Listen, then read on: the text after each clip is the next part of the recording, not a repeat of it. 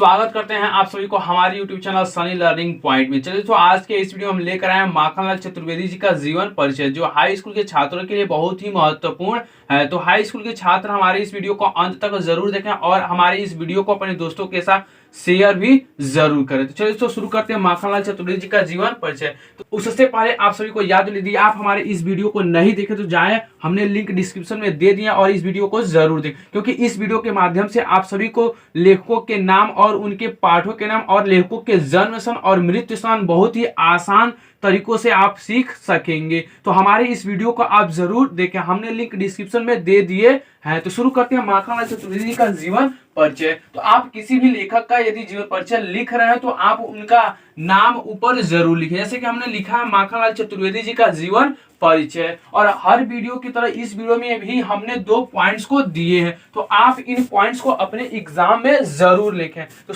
देखिए दोस्तों, हमने उस पॉइंट्स को लिखा है माखनलाल चतुर्वेदी जी राष्ट्र प्रेमी कवि थे। जो हमारे माखनलाल चतुर्वेदी जी हैं वह एक राष्ट्र प्रेमी कवि थे। इनका नाम उन कवियों में अमर है जो राष्ट्र हित को ही अपना परम लक्ष्य माना था। जो हमारे माखनलाल चतुर्वेदी जी हैं वह राष्ट्र के हित के लिए अपना सब कुछ न्यौछावर करने के लिए तैयार रहते थे। अब लिखिए इनका जीवन परिचय। तो पॉइंट से डालिए जीवन परिचय। उसके बाद से लिखिए माखनलाल चतुर्वेदी जी का जन्म 1889 ईस्वी में मध्य प्रदेश के बावई नामक ग्राम में हुआ था। जो हमारे माखनलाल चतुर्वेदी जी हैं इनका जन्म 1889 में बावई नामक ग्राम में हुआ था और 1889 में ही हमारे जयशंकर प्रसाद जी का भी जन्म हुआ है।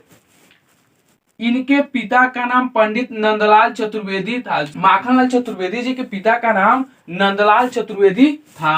वे एक अध्यापक थे। प्रारंभिक शिक्षा प्राप्त करने के बाद इन्होंने घर पर ही संस्कृत, बांग्ला, गुजराती और अंग्रेजी भाषा का गहन अध्ययन किए। जो माखनलाल चतुर्वेदी जी हैं उनकी प्रारंभिक परीक्षा समाप्त होने के बाद वह संस्कृत, बांग्ला, गुजराती और अंग्रेजी भाषा का गहन अध्ययन घर पर ही किए। इसके बाद इन्होंने खंडवा से कर्मवीर नामक साप्ताहिक पत्र निकालना शुरू किए।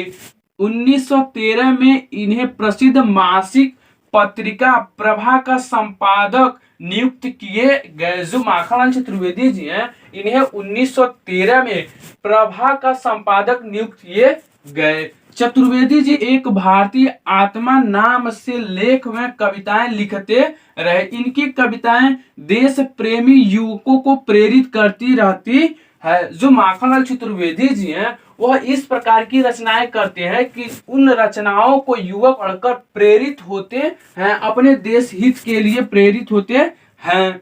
श्री गणेश शंकर विद्यार्थी ने इन्हें राष्ट्रीय आंदोलन में भाग लेने के लिए प्रेरित किए, जिसके कारण चतुर्वेदी जी को कई बार जेल भी जाना पड़ा। जो हमारे माखनलाल चतुर्वेदी जी हैं इन्हें कई बार जेल भी जाना पड़ा था।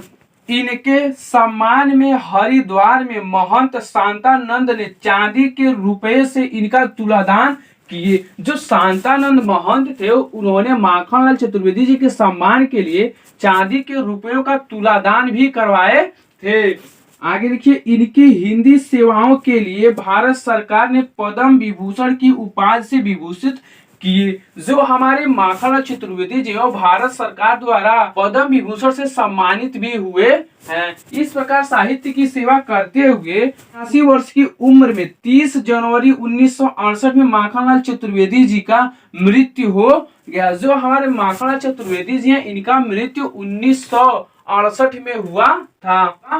अब हम जानते हैं माखनलाल चतुर्वेदी जी के द्वारा लिखी गई कुछ रचनाएं।